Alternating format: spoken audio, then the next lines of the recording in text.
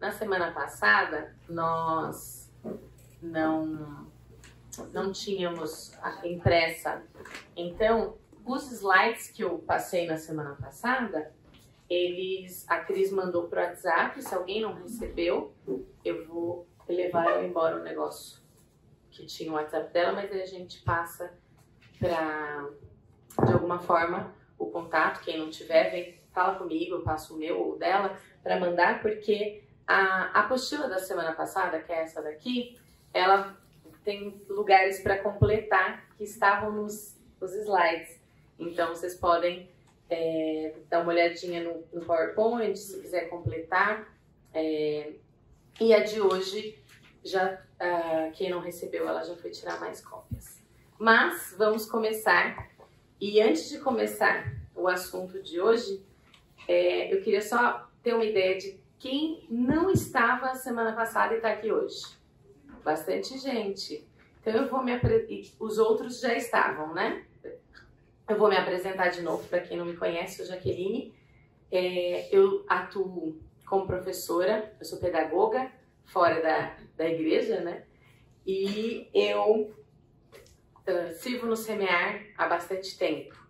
Primeiro no programa de férias, depois no berçário como monitora, no culto infantil cantando, depois na EBI como professora, aí depois fiquei com essas aulas e hoje eu estou na coordenação do Semear Bebês, na parte de ensino, suporte e junto com outras pessoas, e também estou estendendo agora, a partir de hoje, acho, ou amanhã, na EBI também eu vou entrar junto com a Cris em algumas áreas ali do pedagógico.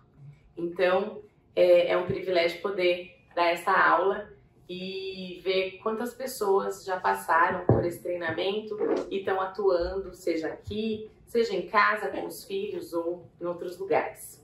E na semana passada, eu falei sobre a construção de uma aula bíblica, uma aula que tem alguns objetivos, tem alguns princípios, e nós fomos construindo essa aula. Eu queria, quem estava aqui, fale palavras-chave ou alguma frase ou algo que se lembre daquela aula. O que marcou, o que você se lembra do que nós trabalhamos na semana passada. Pode ser qualquer coisa, não tem certo e errado, é o que você lembra. Criatividade. O que mais? Planejamento cheio e planejamento vazio. Eu já explico um pouquinho para quem faltou. Quem mais? Mais alguma memória? O principal, gente, pelo amor de Deus. O principal, a base da construção da nossa aula. O que era importante que a gente lembrasse? A base. Vamos lá. O público, né? A base, quando eu penso, tem a ver com a família. A base é a família, né? A família. Que vem de casa. Exato. A base da construção da minha aula é lembrar que a responsabilidade de ensinar a Bíblia, de falar do plano de salvação, é da família. É um privilégio deles, é uma responsabilidade deles. Nós estamos aqui para auxiliar, facilitar, ajudar. É claro, e eu falei do meu exemplo, pode acontecer da criança não ter uma família cristã, e aí ela não tem essa base, que foi o que aconteceu comigo. Mas eu tive discipuladora, eu tive casais aqui na igreja que fizeram esse papel. Então Deus providencia também. E além dos professores que eu passei por aqui, que me ensinaram muito. Então, é para a gente começar esse preparo da aula lembrando de que a família tem essa responsabilidade, é um privilégio deles, o papel deles, e nós não temos que carregar esse peso, né? E nós fomos caminhando na construção da aula, entendendo que eu preciso saber por onde eu começo, quais caminhos eu sigo, qual é o meu público, o que vão me perguntar.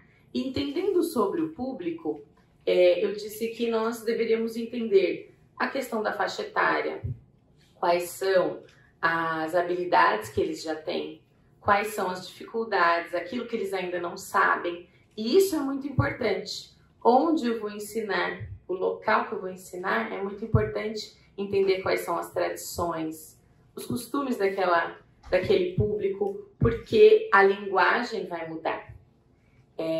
Então nós fomos falando um pouquinho disso, nessa apostila que vocês receberam, fala um pouquinho.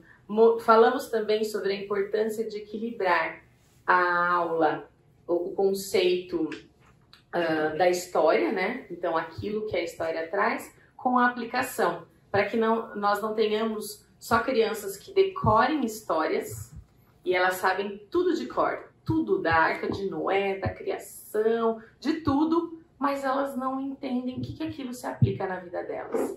E essa semana eu pude fazer isso com a minha filha e foi bem legal, porque a lição dela, eles trazem uma lição para casa nas salas de 4 a 10.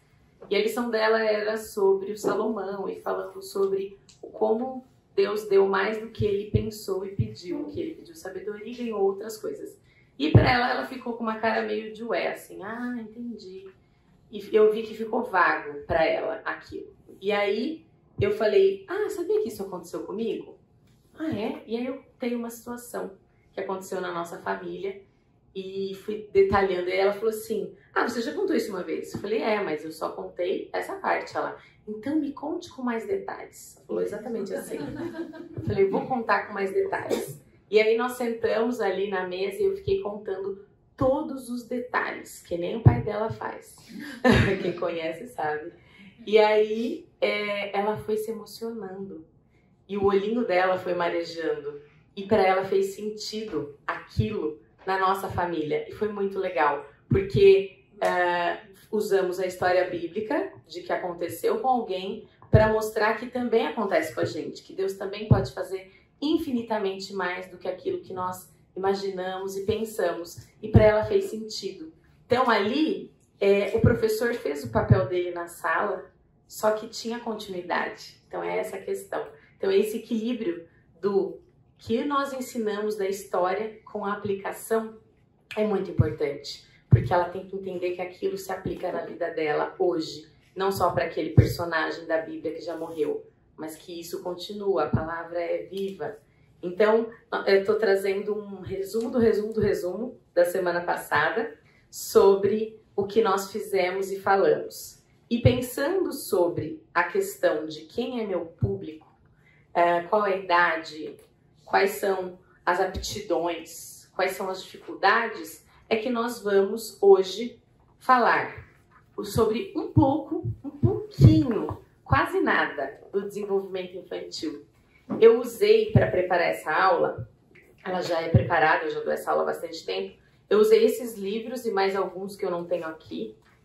São livros que eu estudei, porque como falar de desenvolvimento infantil, eu preciso também trazer uma linha pedagógica além da Bíblia. Então eu usei esses livros e alguns outros como conceito para preparar essa aula. São livros que eu li na faculdade e depois eu posso passar para vocês darem uma olhada, mas de todos eles eu penso que seria muito interessante. Esses daqui são mais práticos, numa linguagem mais fácil. Esse daqui é Ética na Educação Infantil, fala bastante de questões, tem até uma tabela que está na apostila de vocês, que eu tirei dele. Moralidade Infantil, também traz várias questões para entender um pouco. Esse daqui é bem legal, Limites, 3 Dimensões Educacionais. Eu falei, nossa, só faltava ele ser crente. Eu acho que ele não é, mas vou dar uma pesquisada, vai que ele se converteu, eu não sei. E tem esses outros aqui, esse daqui fala bastante da prática pedagógica, didática, metodologia. E esses daqui são mais da psicologia, para entender algumas questões. E esses que são cristãos, esse aqui, todo professor deveria ler. Assim, todo pai, mãe, todo mundo, na verdade, deveria ler. É curto, é maravilhoso, ensinando para transformar vidas. Eu quero reler agora, da minha fila de livros, eu vou colocar ele de novo, para reler, porque ele é muito prático, muito interessante. vai ali no âmago. É bem legal, acho que vale a pena, vou passar também. E para professor não pode faltar. E esse 101 ideias criativas para professores também é bem interessante. Mas esse aqui poderia ter uma escola bíblica sobre ele. Oi? Qual que é o autor? Depois você vai passar? Eu vou passar, eu passo tudo. Eu começo aqui ó, e vai passando. Obrigada. Imagina. Então são livros muito legais. Então eu vou falar bem pouco do que o universo do desenvolvimento infantil é muito maior. A Bárbara vai falar com vocês ainda sobre a parte de inclusão e toda essa questão. E o tempo que nós temos é bem curto para falar tudo isso. Mas eu vou pincelar. Qualquer dúvida, vocês podem me interromper. Então vamos lá. Hoje o assunto é desenvolvimento infantil. Eu que estou ali na escola, eu já trabalhei com todas as faixas, assim, que eu posso trabalhar. Então, eu já trabalhei com a idade de pequenininhos de creche, já trabalhei na educação infantil e hoje eu trabalho no ensino fundamental. Já trabalhei com alfabetização no primeiro ano, segundo ano, quarto ano, quinto ano, só não dei aula no terceiro ano, mas tá tudo bem porque eu prefiro os maiores. Então, dá para ter uma visão ampla. E eu vou falar um pouquinho, agora começando, sobre essa faixa de 3 a 5 anos. Eles chegam aqui com 4, mas já começa essa transição, às vezes 3 e 11 já logo vem. Então é nesse miolo.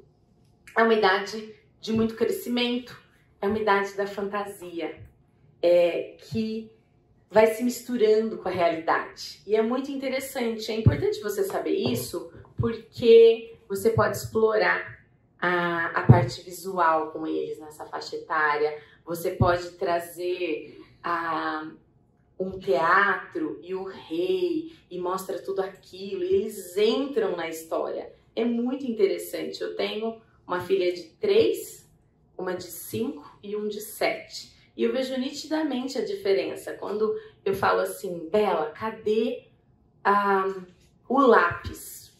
Sei lá. E aí ela começa, lápis, cadê você?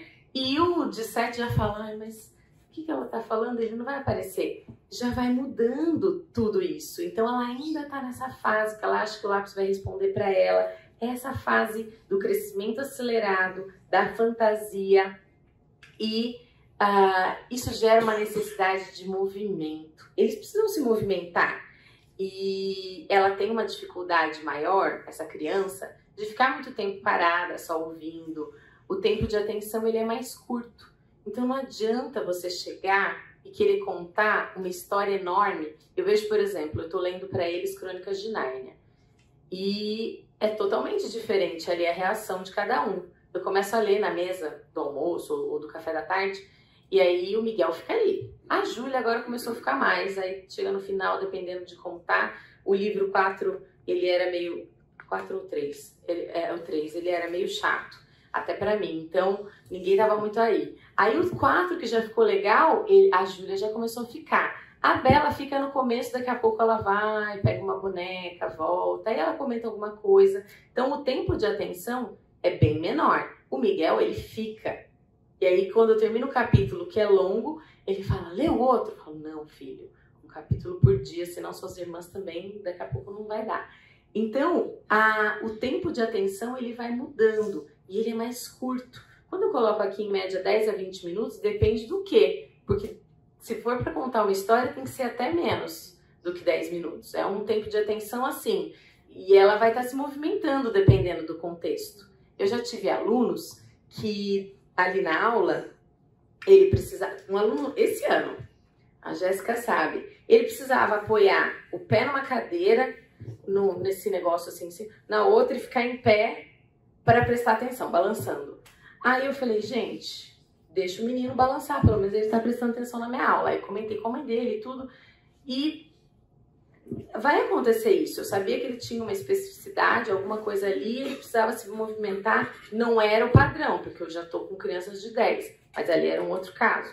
Mas a criança, às vezes ela tá ali movimentando, é claro que você tem que organizar a ordem do ambiente, mas você também tem que ter uma flexibilidade para entender. Ah, ela foi ali, voltou, sentou. ela precisou desse movimento, mas ela está me escutando. Então a gente tem que entender e ser flexíveis no sentido de virou uma bagunça, pode parar a volta, ou ok, eles estão movimentando, voltaram, então me escutando. Então a gente tem que entender que existe um tempo curto de atenção e que a gente não pode ficar prolongando. Então nesse momento, o visual vai ser muito importante, trazer recursos que prendam a atenção da criança ali, o fantoche, o amigurumi, algum teatro, peças, objetos que você pode contar história que nem tinha na cultura, que ela pegava cada objeto e cada objeto representava alguma coisa e contava. Isso chama mais atenção, você consegue prender mais do que você pegar a Bíblia, nada contra, e abrir exatamente do jeito que está, vai na sala de 4 anos e ler. 30 segundos já começou. Então, a gente tem que adequar para cada faixa etária. Então, eles têm esse tempo curto de atenção.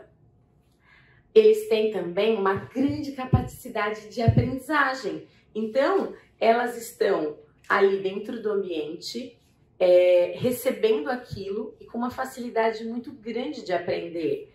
Eu lembro de ver algumas aulas da Rose e de outras pessoas falando sobre ser uma fase a fase assim essencial para ensinar a Bíblia, porque eles estão ali sugando e enxugando tudo que você coloca, ao mesmo tempo eles têm um coração mais crédulo, que eu vou falar daqui a pouquinho. Então eles estão nessa fase de aprendizado muito fácil e a gente tem que aproveitar, porque eles vão aprender muita coisa na escola e também precisam aprender, mas é o momento de aprender a Bíblia, de entender. E às vezes eu vejo que alguns pais falam, é muito novinho, não vai entender. Pega o bebê, lá agora eu vou lá pro berçário. A sala 19, que é a antiga N1.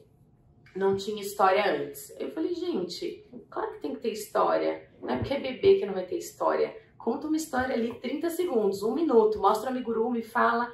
Eles já estão ali olhando, mesmo que seja um bebezinho. Eu contava história para o meu filho, quando ele nasceu, na primeira semana de vida. Eu sentava, lia uma história, e a gente faz isso até hoje. Então, eles têm essa capacidade de aprendizagem que a gente não pode subestimar. Eu não posso subestimar a linguagem que eu vou trazer. Então, não fica falando muito porque a criança, ela sabe entender o falar normal. Você pode brincar de um jeito carinhoso, mas fala o correto, ensina a pronúncia correta, porque senão eles vão aprender a falar errado.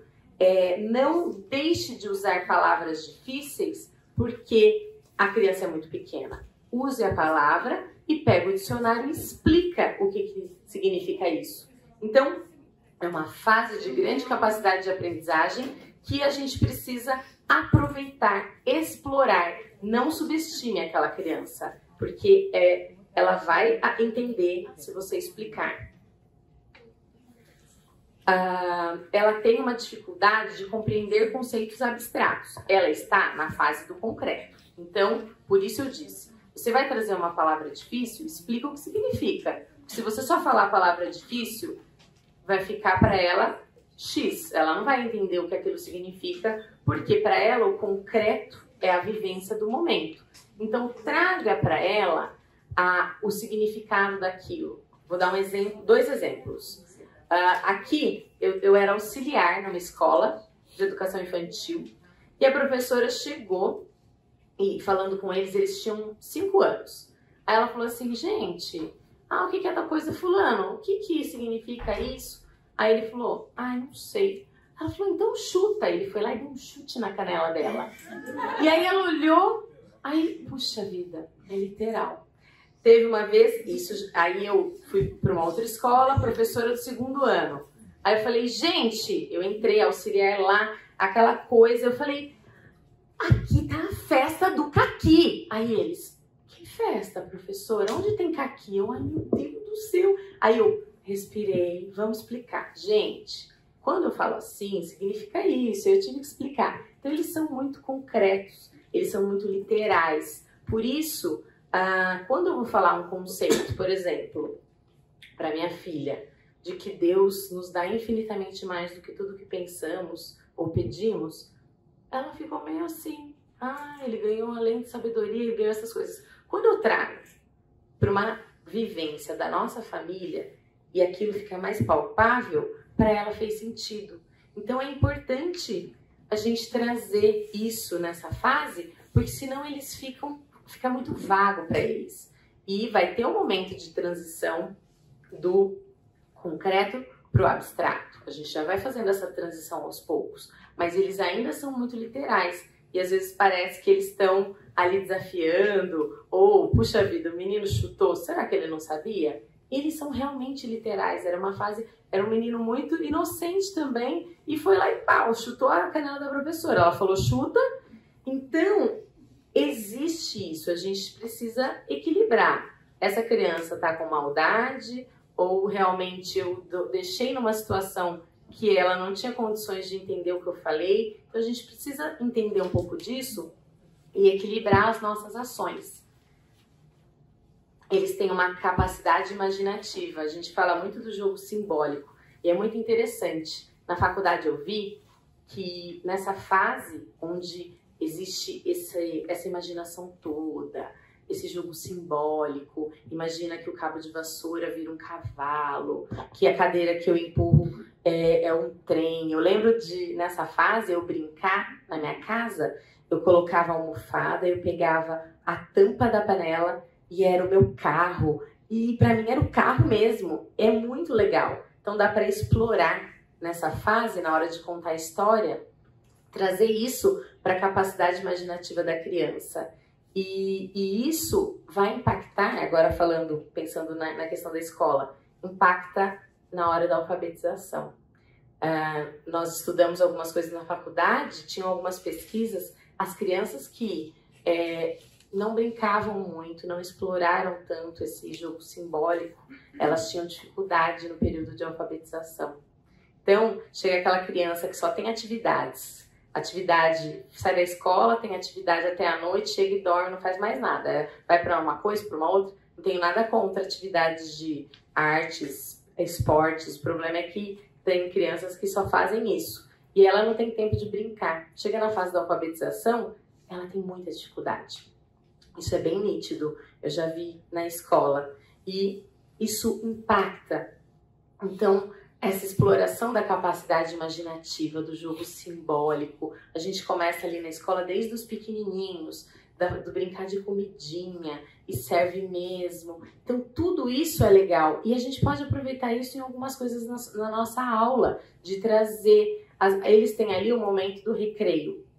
Esse momento do recreio, apesar de curto, dá para brincar com eles, dá para imaginar. É o momento que o professor se aproxima da criança. Não é só no conteúdo. O conteúdo também, mas esses momentos são valiosos para a gente se aproximar, às vezes traz um testemunho, traz um exemplo seu. Então, explorar a capacidade imaginativa da criança nessa fase é algo muito importante. Ao mesmo tempo, elas são muito egocêntricas. Então, elas querem brincar sozinhas às vezes, ou não querem emprestar, não querem repartir. E não é só filho único ou primeiro filho. Isso são um pouco mais. Mas a minha terceira, ela fica muito de é meu e não sei o quê. Ou eles chegam e falam assim pra você: você cuida? E cuide. Se você falar que cuida, cuida. Porque se o outro pegar, você não cuidou, ela já não confia mais em você. Eles têm essa dificuldade. E a gente vai atuar também como facilitadores ali, entendendo... Olha, Deus, Ele nos dá tantas coisas, Ele fez isso por nós, fez aquilo, Ele espera que a gente haja com amor. E o agir com amor é conseguir repartir. É claro, você está brincando, vamos combinar um tempo, não vai arrancar da mão da criança, dar para outra, não é assim. Mas converse, mostre para ela, fala sobre a graça. Esse momento do egoísmo, do egocentrismo, quando a gente fala sobre a graça, é muito importante. Eles conseguem começar a visualizar, entender. Então, é uma fase de muito egocentrismo. É tudo meu e toma do outro e empurra. A questão do embate físico é algo muito comum. Eles lidam com mordida, bater, empurrar, e a gente vai precisar atuar ali. E quando eu estudei isso na faculdade, né, é muito interessante porque existe uma... Eu tô sem a apostila de hoje, mas é para ter uma tabela aí. Quando a criança vai passando de um nível para o outro, com a idade, ela... Acho que é do Selma. Tem uma tabela? Isso. Quando ela vai passando nos níveis, né, de desenvolvimento, ela tá ali no primeiro nível, nível 0, que é um nível impulsivo egocêntrico, que é isso que eu tô falando. E elas querem resolver com estratégias físicas, no impulso, sem pensar. E nós vamos tentando passar para o próximo nível. E aí a estratégia sugerida já que ela não está conseguindo e ela não consegue se conter fisicamente, então agora você vai falar, ela vai precisar extravasar isso. Então o próximo passo fala para ela gritar e falar, não! E aí você fala, nossa, então você fala para ela parar de bater e ensina a gritar? É porque tem que ir sendo um nível atrás do outro. Quando ela conseguiu parar de bater, morder, ela conseguiu ir para o próximo nível, onde ela... Aí você chega ali e fala, agora nós vamos para o outro. Agora você vai falar, sem gritar. Então a gente vai passando de um para o outro, você vai do 0 lá para o 3, 4, é um pouco mais difícil. Então a gente vai passando, aí chegou no próximo nível, ou você vai falar assim, você vai falar bem bravo, eu não gostei disso, fulana. E aí eles falam, eles conseguem tirar aquilo deles e não, sem bater. Agora no próximo, gente, agora você já consegue falar bem bravo. Agora você vai precisar falar com amor, porque você não tá mais batendo. Agora você precisa falar assim. Então são estratégias para saindo desse egocentrismo que nós vamos passando aos poucos. E sempre mostrando, no nosso caso aqui na igreja, falando, olha, Deus espera que a gente fale com amor. Então, você não vai bater, mas você mostra que você tá bravo, que isso tá te incomodando, e você vai seguindo dentro de cada um desses passos, mostrando isso para elas. Então, isso é importante a gente entender também. Nessa fase, elas acreditam muito em heróis. E é muito interessante, no programa de férias tem muita música de Jesus é nosso super-herói, é meu super-herói. Porque eles têm os pais como ídolos, essa questão do herói para eles mexe muito. Tem uma dependência muito grande. Semana passada foi muito interessante, o Bruno falou assim, Jaque, a Bela tá meio grudada em você. Eu falei, pois é. Quando eu levei todo mundo para dormir, eu fui ler uma história antes deles dormirem, aí eu sento no puff e cada um na sua cama. Aí eu leio a história, boa noite, hora, tchau. Aí a Bela veio, quando eu fui ler a história, e a história chama Quero Colo, que ela trouxe da biblioteca da escola. Aí ela falou, mamãe, posso sentar no seu colo? Eu falei, pode. Enquanto eu leio a história, pode. Aí ela sentou, aí ela olhou pra mim e falou assim, mamãe, eu quero ficar pra sempre com você. E aí ai, mas você não vai ficar. Eu falei, filha, hoje você quer ficar pra sempre, que bom, mas um dia, né, isso pode mudar. E foi tão gostoso, eles têm essa questão dessa dependência emocional, física. Aí eu abracei, contei história, depois eu falei, agora vem todo mundo, pode vir no colo um pouco, né, porque aí os outros estavam lá. Então, eles têm ainda isso muito. E eu lembrei muito de mim quando eu era criança e eu falei pra minha mãe, mas você não sente saudade da sua mãe? Que a minha avó morava em outra cidade. Sinto, mas como que você consegue ficar sem ela? Eu não consegui entender. Hoje eu entendo. Mas a minha filha que falou ali, quero ficar pra sempre com você, não tá entendendo o que vai acontecer ainda. Então tem essa dependência. E é claro, o professor, ele tá ali, e às vezes naquele momento que não tem os pais, a criança se apega no professor, quer sentar no colo na hora da roda da história, enfim, é muito interessante. E a influência que isso tem na capacidade imaginativa deles é muito grande. Então, você ir transferindo isso para Jesus e falando, mas Jesus é o nosso verdadeiro herói, ele fez isso por nós. Olha, ele venceu a morte. Nenhum herói consegue isso. E a gente vai mostrando isso e transferindo essa imaginação que existe e é da idade para algo que é verdadeiro, que vai fazer diferença na vida deles para sempre. Então, isso é muito interessante. E é interessante ver como eles vão, aos poucos, mudando esse pensamento. A Júlia tem 5, vai fazer 6 em dezembro. Aí ontem, na hora de dormir, eu cantei, eu sempre canto desde que eles nasceram, a música Meu Barco do Três Palavrinhas.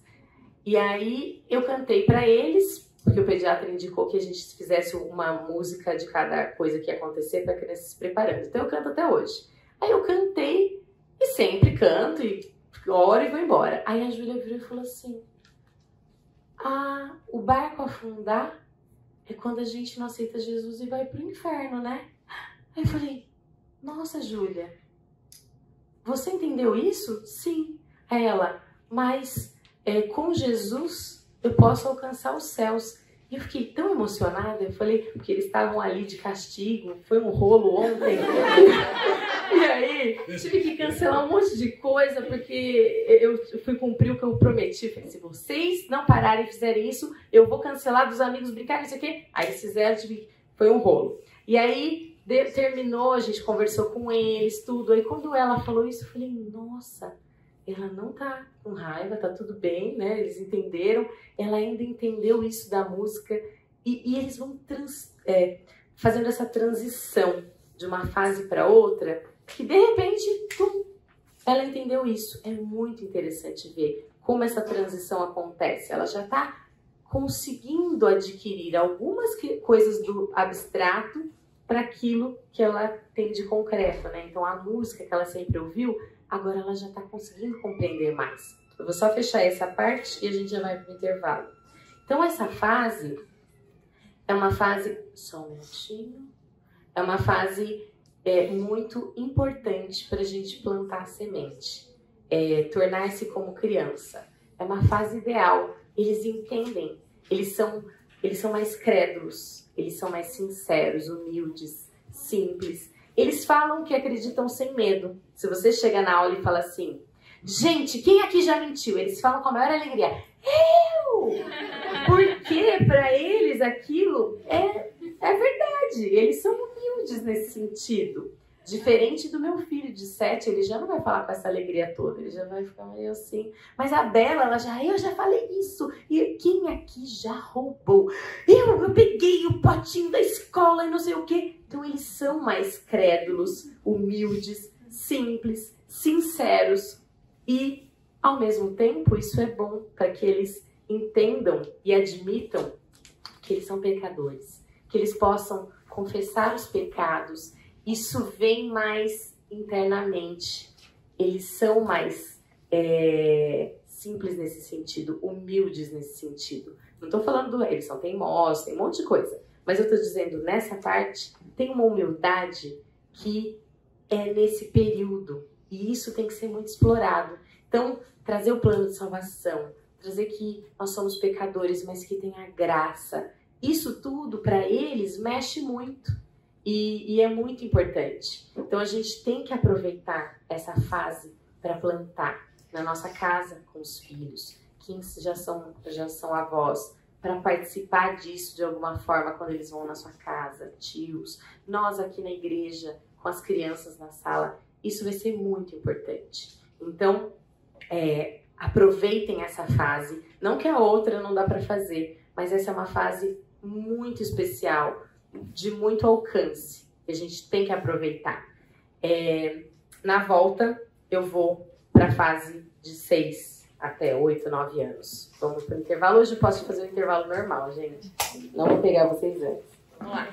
Antes de começar o 6 a 8, eu queria falar que na fase anterior, até 5 anos que nós estávamos falando, é uma fase também que eles vão pensar na nossa realidade da igreja, né? Nas escolas que provavelmente eles frequentam. Agora eu tirei o negócio de ver. Pensando na realidade da nossa igreja... Gente do céu. 2-0 pro... Então, tem que encaixar uma coisa ali. Acho que foi. Agora encaixou. É porque tava machucando minha orelha atrás. Eles vão, pensando na nossa realidade de igreja, as crianças, ou que estudam com as famílias, ou que vão para a escola, elas têm um ensino dentro de um padrão, vamos pensar assim. Então, pensando que na fase até 5 anos, mesmo a criança que vai na escola particular e tudo, ela ainda está no período de início de alfabetização ali. Então, ela ainda não lê, ela ainda não escreve, vamos pensar na maioria, na média, tá? Tem aqueles que fazem isso, mas não é o que acontece de padrão. E o tipo de letra também que elas começam a aprender, levar embora o negócio que eu ia usar para mostrar, é a letra bastão, é a letra maiúscula, caixa alta. Essa letra é a letra que eles começam a ter contato, na maioria das vezes, pensando no que acontece nas escolas e tudo mais. Não é a letra cursiva, nem a letra imprensa, que é essa próxima aqui, ó. É a letra maiúscula, que é a que está no título, o D do título. Então, é importante também, por mais que você fale, mas ele nem sabe ler, mas se você usa a letra caixa alta, que é a letra bastão, ali, ele já sabe, ali nos 5 anos, 4 anos, reconhecer algumas letras. Então, não use também a letra cursiva ou a letra imprensa nessa fase, porque a criança, ela vai ficar totalmente fora da realidade dela. Estou falando numa média. Outra questão é que nessa fase, eles estão iniciando o aprendizado do desenho. Então, pegando a minha filha, muito interessante ver o desenho da Bela, que é o que está mais fresco na memória. Eles começam com a garatuja, aquele monte de rabisco. Acho que eu deixei algumas coisas aí para vocês na apostila. Eles começam com a garatuja, aquele monte de rabisco, e eles não sabem o traçado exato. E depois, agora a fase que a Bela tá, ela já faz ela começava a fazer a cabeça, a fase do começo do ano. Sai a perna e os braços da cabeça. E aí começa a pôr o olho, aí põe o nariz, põe a boca. Agora, depois de tudo que ela tem estudado com a professora, com as professoras que ela foi passando e tudo, ela já está fazendo a cabeça, o tronco, os pés saindo e braços do tronco, tudo ali. E o cabelo, ela já está fazendo dela, cabelo enrolado, ela vai falando em inglês lá, que o cabelo dela é enrolado. E eles vão mudando de fase. Eles ainda não conseguem, nos bem pequenininhos ali, 4 anos que estão chegando, fazer a pintura tão dentro do espaço. Às vezes eles também usam a mesma cor para pintar tudo. Pinta a cabeça de rosa, o cabelo. Então, primeiro, é claro que vocês não são os professores da escola dessas crianças, mas vocês estão ali no momento que eles vão fazer alguma atividade. Vai falar, nossa, fez o desenho rosa, não tá legal. Fala assim. Então você pode chegar e falar, olha, você pintou de rosa. A gente podia pintar a roupa de rosa. Que cor será que é o cabelo? Olha pro seu cabelo, olha o do colega. Que cores que pode existir de cabelo? Tem cabelo que a gente pode usar o preto, o amarelo, o vermelho. Então você vai conduzindo de uma forma para a criança. E aí ela pintou de rosa, aí você deixa, na próxima semana você fala de novo. Mas essa forma de lidar, você tem que saber medir, porque aquela criança ainda não está naquela fase de desenvolvimento para saber todas as cores, para saber todos os desenhos, a estrutura do desenho. A questão também da pintura dentro do espaço. Isso vai acontecendo com o tempo, ela vai entendendo que é dentro e você pode mostrar, olha, aqui dentro.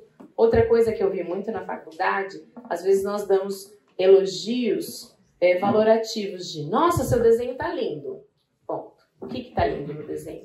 Seu desenho está colorido. Ele tá tão bonito porque você trouxe várias cores. Você pintou dentro do espaço. Você aqui usou uma cor da natureza. Isso é um elogio descritivo. A pessoa sabe o que está sendo elogiado. Então, isso é mais direcionado, tem mais resultados do que um elogio valorativo. Não que você não possa falar, tá lindo, mas a pessoa chega e fala, nossa, você tá linda hoje. Olha, gostei da sua roupa, seu cabelo, isso. Então, você descreve. Isso não só para o elogio de algo, mas também na hora de você falar algo para a pessoa e a criança, entender. Então, você vai descrever aquilo, até na sua bronca. Olha, isso não está correto. Por quê? Isso desagrada a Deus. Você vai explicando ali, é claro, dentro de uma situação de autoridade, é isso e ponto. Também não vai ficar explicando 1 hora para a criança, ela nem vai prestar atenção. Mas algumas questões que você vai lidar no cotidiano, é importante que seja descritivo, que você explique, olha, hoje nós vamos fazer isso. Então, primeiro, a gente vai sentar na roda, aí eu vou colocar a rotina, aí eu vou contar a história. Então, você vai descrevendo aquilo que vai acontecer no dia. Então, a linguagem descritiva, ela é importante. Seja no elogio, seja na situação que vai acontecer. E a outra questão que eu queria completar só da fase de 5, né, até 5, essa agitação toda que eles têm, que é algo natural, uma boa parte dela, muitas vezes ela extrapola, hoje em dia eu vejo muito isso na escola, para uma criança que tem hiperatividade, isso, aquilo, e transtorno opositor, parará, parará, parará, e cada hora tem uma... Não estou falando que isso não exista, isso existe, né? Tem pediatra aqui, tem psicólogo, existe. Mas o problema é que agora toda criança tem. Aquela criança que é criança, ela não pode mais ser criança, porque ela corre. Eles precisam gastar energia, uma energia acumulada. Tem outras questões. A gente recebe criança, eu não estou falando só na escola, estou falando de crianças da igreja também, que passa o dia na TV, depois da escola, no videogame, e não gasta energia, antes de dormir toma leite com Toddy, sei lá o quê, e aí depois a criança é hiperativa. Então a gente tem que tomar cuidado. Come um monte de doce o dia inteiro. Não estou falando que os meus não comem doce, nem nunca tomaram leite com achocolatado e nem ficaram na TV. Não é esse o ponto.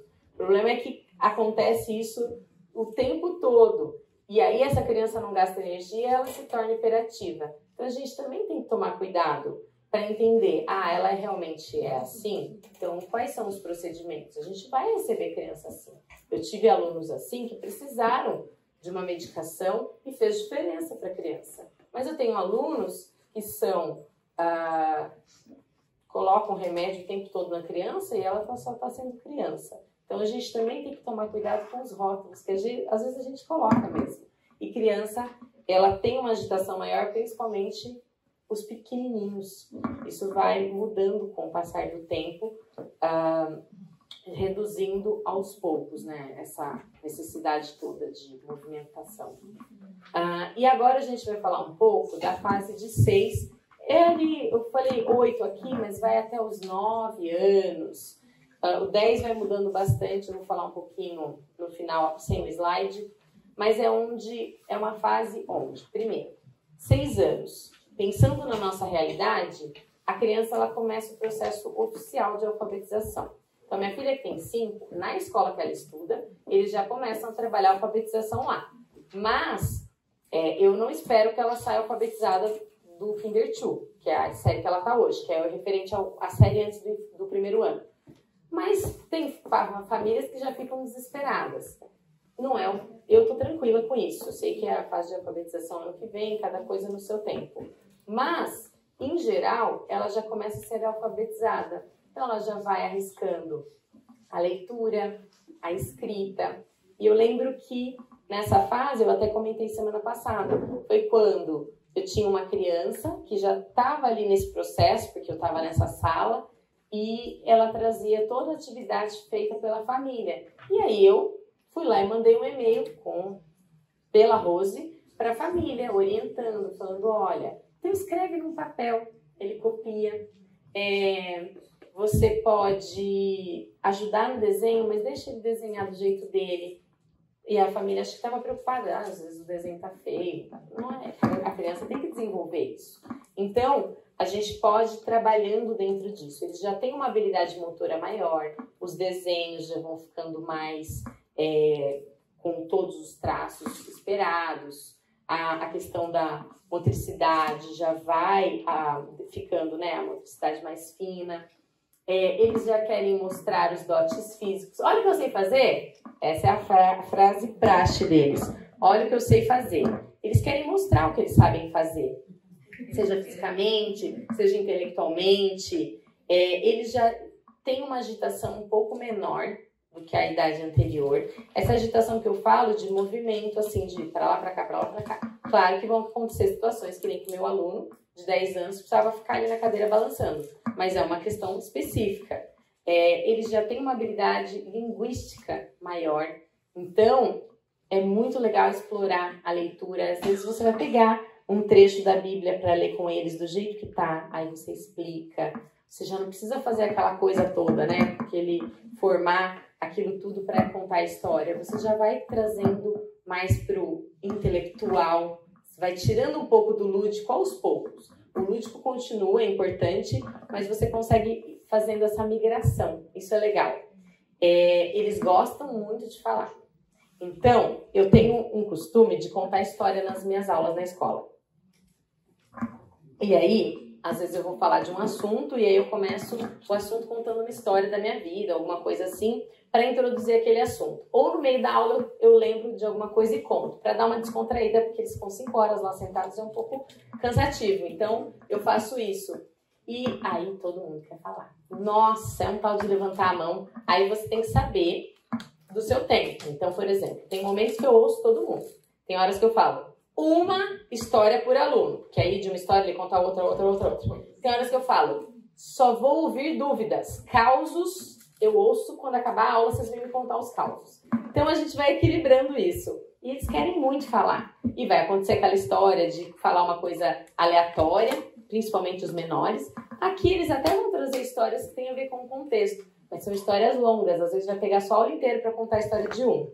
Então, não que você não vá dar atenção, é importante dar essa atenção, mas às vezes organize e fala, olha, então vamos fazer assim, na hora do lanche, enquanto vocês comem, eu vou ouvir as histórias, ou na hora da saída, ou quando estiver fazendo atividade, ou não, agora dá tempo de eu ouvir a história, ou no final da minha história, eu vou ouvir a história de vocês, porque eles querem muito falar, eles já têm uma concentração maior. Ali, eu tô falando 40 minutos, os maiores. Porque pega uma criança de 6 e fica 40 minutos falando, não vai dar certo. Mas ali, os 20 minutinhos, meus alunos que já estão ali na fase, né, 9, 10, eles já conseguem um tempo maior de atenção. Então, eles conseguem se concentrar mais nesse período. E eles já começam a aprender a letra imprensa, que é essa que está escrito aí. Geralmente, no padrão, com 7 anos, eles começam a aprender a letra cursiva, que é ali no 2º ano, em geral. Tem escola que ensina no 1º ano. Mas o padrão de todas as escolas que eu já trabalhei, a maioria, todas que eu trabalhei eram no 2º ano. Mas eu conheço algumas que é no 1º ano, outras no 3º, mas em geral, aos 7 anos, eles começam a aprender a letra cursiva. Mas ainda assim, é importante que o material, a sua escrita ainda esteja com a outra letra. Quando você estiver lá nos 8 anos, aí sim eles já conseguem entender mesmo. Porque com 7 eles começam a aprender a letra cursiva. Então ainda vai ter um tempinho ali para eles entenderem. Então lá nos 8 você já pode usar sua letra cursiva, se é que vocês escrevem todos, porque tem um monte de gente que escreve com letras de forma mesmo. São questões práticas, mas às vezes a gente não sabe. Por exemplo, a questão da alfabetização. Quando está lá na fase dos 6 anos, que eles estão sendo alfabetizados, e nós vamos olhando os níveis da escrita. E os pais ficam desesperados. Alguns chegam e falam, meu Deus, tá jogando um monte de letra, não sei o que está acontecendo. E tem as fases.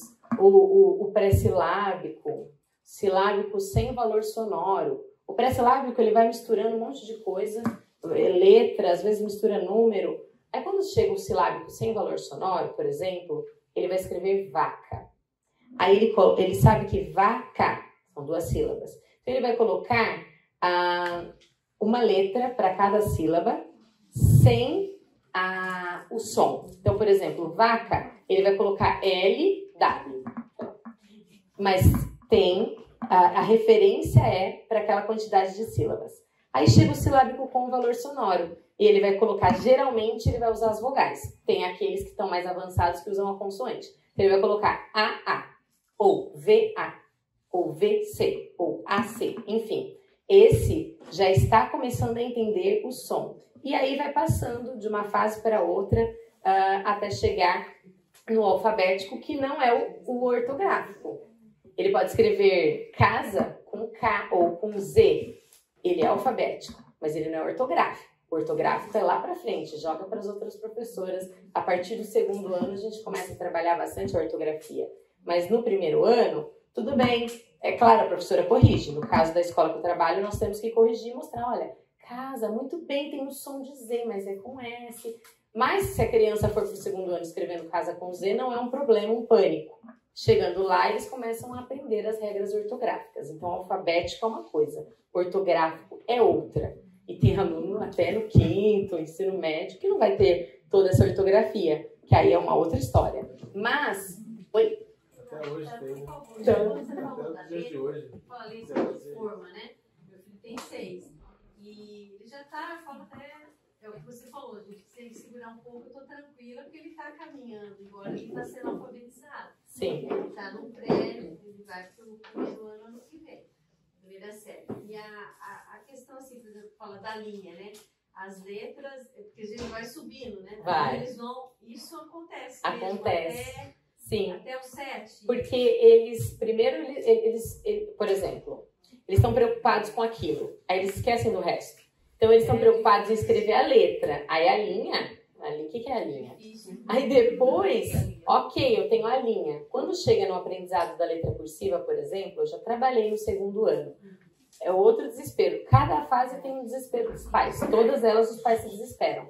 Mas, no segundo ano, o que acontece? Eles ficam tão preocupados com o traçado da letra cursiva que eles começam a escrever errado, coisas que eles não escreviam errado antes. Porque o foco está ali, no traçado. Então, tem um retrocesso em algumas áreas quando tem uma nova aprendizagem. Aí, depois eles recuperam. Dá tudo certo. Eles têm uma capacidade maior de abstração. É quando o abstrato vai chegando, vai chegando, vai chegando. Hoje que eu estou no quinto ano, trabalhando com o quinto ano, tem muito do abstrato. E aí dá uma desesperada também na matemática. Eu não dou matemática. Mas tem uma professora, lá na escola que eu trabalho, é especialista em matemática.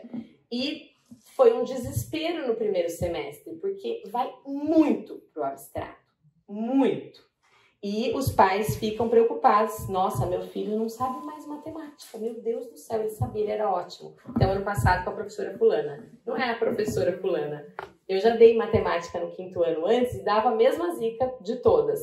É porque sai bastante daquilo. E cada nova etapa... Opa, vou tirar a mão da mesa. Cada nova etapa surge um pequeno retrocesso, pode surgir em algumas áreas. Então, essa parte agora... Essa fase em que o concreto vai saindo de cena e vai entrando o abstrato, eles começam a compreender, eu vi nitidamente na fala da minha filha na música do Meu Barco é Pequeno, de já relacionar o barco com a vida, afundar com o inferno e alcançar com Jesus guiando para o céu. Isso é muito legal. Você vai percebendo a mudança, o entendimento. Isso é com o passar do tempo. Por isso que tem em cada fase uma estratégia, algo esperado. E não dá para querer que a criança, a Bela, entenda isso. Eu estava contando para ela um livro que eu li para os meus alunos, semana retrasada, que falava sobre a história de uma avó. Uma história maravilhosa, livro normal, não é livro cristão. Eu li na biblioteca e saiu todo mundo chorando. Aí todo mundo ficou bem. Aí eu li depois no final do dia para outra classe que eu tinha, eu dou aula em 2 turmas. Saiu todo mundo chorando, mas assim, eu fiquei 50 minutos tentando acalmar o choro da turma, porque foi bem intenso e impactante, falando sobre os avós. E aí eu fiz uma reflexão sobre a importância do respeito à autoridade e tudo. Por mais que não seja uma escola cristã e eu não possa falar diretamente, a gente traz as questões básicas, né, de ética e tudo. E E a frase que foi mais intensa para eles foi quando a avó e o neto estavam num diálogo e o neto falou assim, ela falou, você parece muito, ela tinha Alzheimer, muito os meus netos. Aí ele falou, é? O que aconteceu com eles? Eles morreram. Ah, é? Morreram? Ele falou, sim, morreram. Morreram do quê? E aí ela falou para ele, morreram de não gostar mais de mim. Isso, meus alunos do 5º ano já entenderam. E aí eles desmoronaram. Porque o neto só ficava no celular, tinha que cuidar da avó, não estava nem aí. Era uma história assim. E eles entenderam. Foi no âmago, e aí ele chega no âmago e torce. Porque aí depois ele fala, eu posso ser seu neto, se você quiser. Porque ele entendeu que ela não lembrava que ele era neto. Aí ela fala, eu não quero, porque eu não quero que você morra também. E os alunos entenderam. Aí eu chorei, desmanchei de chorar. Aí depois levei o livro para casa, fui ler para os meus filhos para explicar, porque meu pai estava perdendo a memória e tudo, então eu fui contar para eles. E aí eu falei, Bruno, eles não vão entender, porque é muito abstrato ainda falar. Eu não quero que você morra, morreram de esquecer de mim, é muito. E realmente eles entenderam que era uma história emocionante, porque eu estava chorando lendo. Mas eles ficaram assim, não foi totalmente diferente, não tem como eu esperar. Aí o Miguel escutou eu falando pro Bruno. Falou, mamãe, que parte você disse que a gente não ia entender como seus alunos entenderam? Ele escutou. Falei, a parte que ela fala isso. Aí ele olhou para mim, eu não entendi mesmo. Falei, tudo bem, filho, não precisa entender agora. Então, eles estão migrando para o abstrato, mas cada vez mais. Então, meus alunos de 10, 9, eles entenderam a mensagem. Isso impactou na vida deles e, enfim, os meus filhos, mesmo o mais velho, apesar de estar dentro da fase que vai migrando para o abstrato, ainda não entendeu completamente. Então, eles vão migrando e é um abstrato para aquela fase, né? E vai aos poucos. É uma fase em que eles já têm uma noção maior de tempo e espaço. Trabalha bastante com calendário, com tudo na escola. E eles já têm uma aprendizagem formal da leitura e da escrita. Então, você já pode aproveitar isso para suas aulas. Fazer um cartaz, eu adorava quando eu estava na sala de 6 e 7 anos. A gente já produzia cartaz aqui na igreja, eu dava aula nessas salas também. Produzia cartaz, eles escreviam. Aquela aula que eu mostrei semana passada, que nós escrevemos uma carta para o Zambelli e para a Karen. Eu esqueço o nome, toda vez fala Zambelli. O Thiago Zambelli e a Karen Zambelli. Eles já sabiam escrever. Então a gente pode trazer isso. Essa sala já sabe escrever. Nessa não, mas eu consigo ser um escriba. Eles vão me ajudar. Essa eles não vão nem me ajudar, eu vou ter que escrever sozinho. Então vamos fazer outra atividade, vamos fazer uma colagem, vamos fazer um desenho para mandar? A gente tem que pensar nas capacidades. Então ali na fase de 7 anos, 6 anos, né, dependendo, 6,5, eles já conseguem escrever, já estão nesse processo. Eles já conseguem decorar versículos mais longos. Eu já percebo nitidamente os versículos do Miguel, da Júlia e o da Bela, que vem do Semear Bebês. São tamanhos muito diferentes, porque eles já conseguem. Tem uns que o Miguel decora e eu falo, meu Deus, nem eu consigo decorar esse versículo. Será que ele vai conseguir? Ele decora, porque eles estão naquela fase esponja. Então, eles já vão conseguindo decorar versículos mais longos. A gente pode explorar isso. O desenho deles já é mais desenvolvido, então eles gostam de desenhar. E eu vi uma fase nítida, onde a Bela, os irmãos desenham bem. Eles puxaram essa parte pro meu marido, não é pra mim. E a Bela olhava e falava, eu não quero desenhar, ela desenha feio. E aí, isso aconteceu com o meu marido, com o irmão dele. E a gente mostrou, olha o desenho, esse aqui era da Júlia. Olha, a Júlia desenhava assim, o Miguel desenhava assim. Mas os mais velhos, eles já vão gostando mais, porque eles percebem que eles conseguem, eles já desenvolvem mais o desenho. Aí nessa fase você pode cobrar.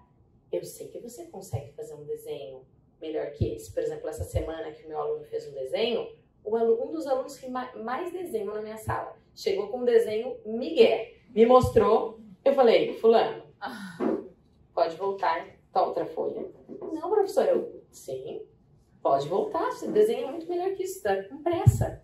Então, dá pra gente falar, olha, eu sei que você consegue pintar melhor isso, vamos lá, vou te mostrar. Assim, pode continuar. Diferente daquela criança pequenininha que ainda não desenvolveu essa capacidade. Então, a gente consegue agora cobrar mais. E eles vão gostar mais. É uma fase muito interessante, porque eles têm uma consciência maior do coletivo. Gente, a gente está no período de mostra cultural na escola, o tanto de coisa que eles me ajudam, eu tenho assim, quase 30 auxiliares em cada sala, mais auxiliar, porque eles são mais cooperativos. E eu vejo aqui também, eles querem ajudar, eles querem ser o ajudante do dia, eles querem se sentir responsáveis por algo. Isso é muito legal para explorar. Então, por exemplo, foi a fase em que eu fiz com a turma, acho que de 7, a doação. Vamos lá na caixa para doar. Eles já têm uma consciência maior do coletivo, eles querem cooperar. Existe uma separação natural entre meninos e meninas, acaba que ficam mais tímidos e se separam naturalmente. A gente vai trabalhando isso ao mesmo tempo, é algo da fase. É um período em que eles têm uma consciência moral maior. E não só para si, né? Eles gostam de apontar o erro do outro. Aí, para trabalhar o versículo da trave do olho é maravilhoso, porque aí você mostra, olha, realmente, mas olhe para si. É uma fase onde eles adoram falar do outro, fofocar.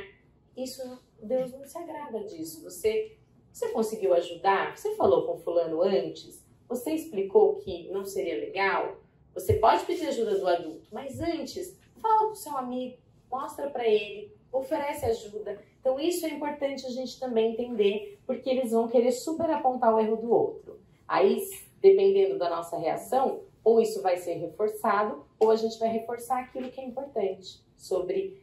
É importante trazer numa situação grave, mas numa situação assim, você pode lidar com o seu amigo diretamente. E é uma fase onde o desenvolvimento da própria identidade acontece. Acontece essa progressiva separação e independência dos pais. Eu vejo claramente as meninas pedindo mais colo. E aí, nesse dia que eu li o livro Quero Colo, que eu falei, vem aqui, Miguel. Aí ele veio meio assim. Aí eu falei, o Miguel não pede mais colo, né? Aí ele fez, Então, é algo que eles já vão se separando naturalmente, já vão se tornando mais independentes. Ele já não precisa mais me ajudar no banho. Ele vai, se vira, pega a roupa, se troca. Enfim, já acontece isso mais. Mas tem o lado positivo e tem o lado que precisa ser trabalhado. Eles começam a discutir a autoridade dos pais, dos professores. Eles já começam a querer impor. Então, hoje aconteceu uma situação vindo para cá que a minha filha falou alguma coisa de um jeito muito impositivo e meu marido falou, você vai repensar várias vezes antes de usar essa frase. Porque era algo que ela estava querendo mostrar de imposição para ele. Então, eles têm essa coisa com o professor. Eu não vou fazer. Por quê? Porque eu não quero. Então, vai acontecer isso. É claro que aqui a gente tem uma dinâmica de chamar os pais, no caso, professores daqui, de pedir ajuda. Mas, dependendo da situação, você vai falar, não, fulano. E esse tom de voz e a firmeza é muito importante. Você vai fazer essa atividade agora, porque é o momento da atividade. E eu organizei a sala desse jeito. E eu sou autoridade aqui. E lembre, a gente aproveita que está na igreja, que na escola eu não posso falar essa parte. Que Deus institui as autoridades e Ele espera que você respeite. A não ser que a autoridade esteja pedindo para você fazer algo errado que vai contra Deus. Não é o caso. Se você insistir, aí eu vou precisar chamar os seus pais. Fala com firmeza, não fica... Ai, fulano, mas vem aqui. Já perdeu a autoridade. Não dá para ter essa moleza na hora de falar de algo sério. A gente precisa mostrar, falar, olha, não vai ser assim. E, tirando a parte de Deus instituiu, eu trago isso até na fala com os meus alunos na escola. Não, porque eu organizei e vai acontecer isso agora. E ponto. Então, eles têm que entender isso também, porque é uma fase que eles começam a querer ter embates com a gente. Apesar disso, apesar de ser assim, eles gostam e precisam de limites. O aluno mais difícil, vamos dizer assim, que todos os professores têm dificuldade em lidar, de uma das turmas que eu trabalho, é o que mais se aproximou de mim. Porque existe uma firmeza junto com afetividade. Não dá para ser só firme e não ter o afetivo. Tem que equilibrar. Existe uma afetividade, uma aproximação, mas ao mesmo tempo essa firmeza vai mostrar que existe um limite. E eles percebem que quem dá limite é porque gosta deles. E às vezes eles não têm lugar nenhum, no caso, né?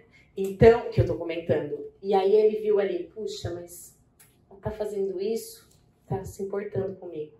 E aí eles se aproximam da gente. Todos os alunos que dão mais trabalho na escola durante toda a minha vida de professora ou auxiliar foram os que mais se apegavam aos professores que colocavam limites, que tinha afetividade junto com a firmeza do limite. Eles gostam, eles precisam de limite.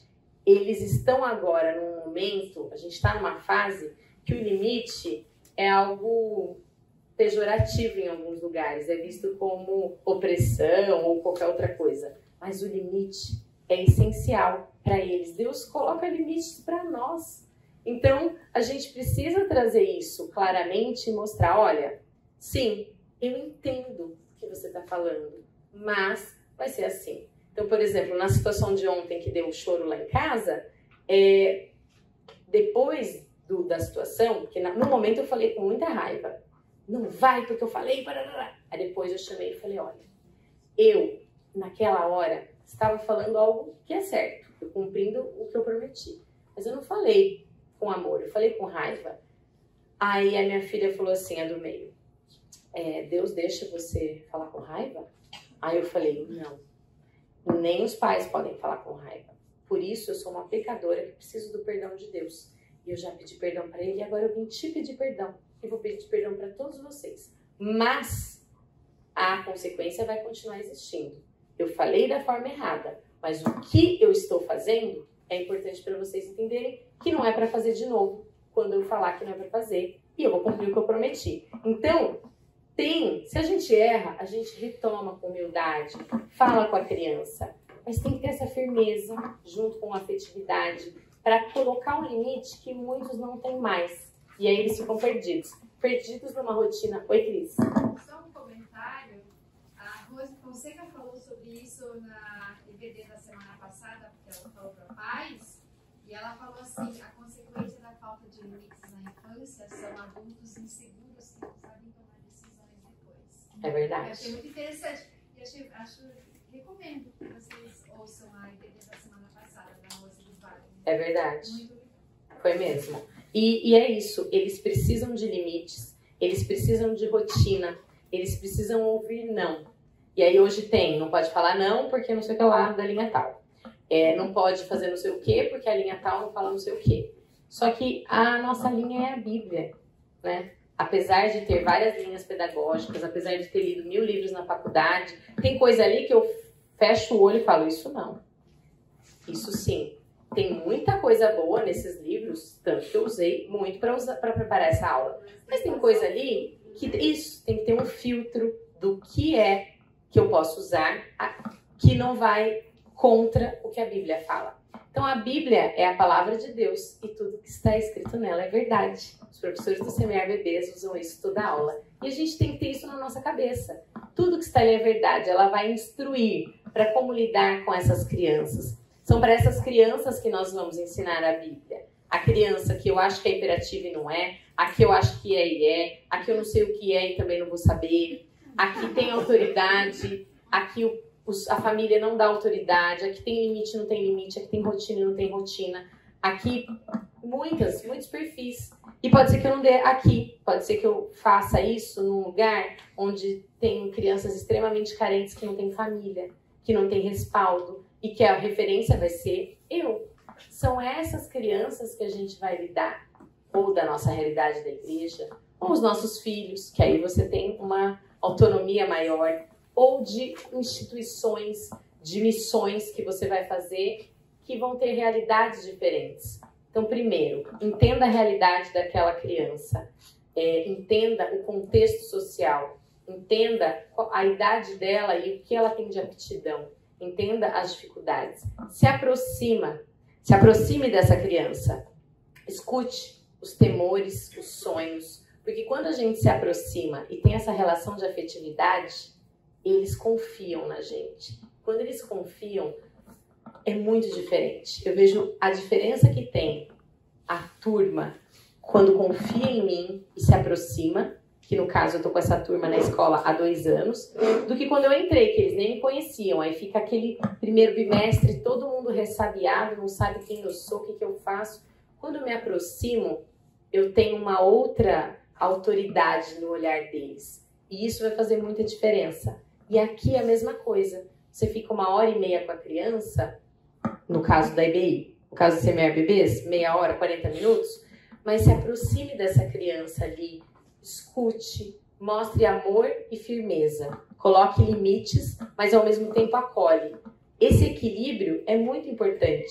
Jesus fez isso e ele acolheu, ele foi firme e ele espera que a gente faça como ele fez. Então, é assim que eu finalizo a aula. Eu não encontro vocês nas próximas, mas eu fico à disposição. Qualquer coisa, podem me procurar pessoalmente. No WhatsApp eu demoro mais, mas eu vou responder, tá bom? Obrigada.